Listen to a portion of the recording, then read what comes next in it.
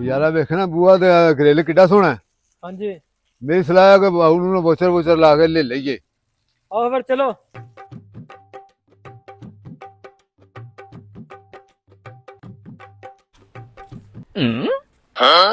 बहू जी हाँ जी। ਉਹ ਗ੍ਰਿਲ ਤੇ ਦਰਵਾਜ਼ਾ ਪਿਆ ਉੱਥੇ ਤੇ ਮੇਰਾ ਦਰਵਾਜ਼ਾ ਲੱਗਣ ਵਾਲਾ ਹੈ ਤੇ ਮਿਹਰਬਾਨੀ ਕਰਕੇ ਮਾੜੇ ਬੰਦੇ ਚਲੋ ਦਰਵਾਜ਼ਾ ਦੇ ਦਿਓ ਗ੍ਰਿਲ ਵੀ। बाबा करम दी ना ਹਾਂਜੀ 2000 रुपया मैं लेना ही उंज नहीं मैं देना। ਇਹਨਾਂ ਦਾ ਨਹੀਂ ਮੈਨੂੰ ਕੋਈ ਵੀ ਪਤਾ, ਮੈਂ ਮਾੜਾ ਬੰਦਾ ਵਾਂ ਤੇ ਆ 5000 ਰੁਪਇਆ ਮੇਰੇ ਕੋਲ ਤੇ ਇਹ ਹੀ ਹੈ ਮੇਰੇ ਕੋਲ। ਮੇਰੇ ਨਾਲ ਹੁਣ ਕੋਈ ਨਾ ਗੱਲ ਕਰੀ। चलो ठीक है।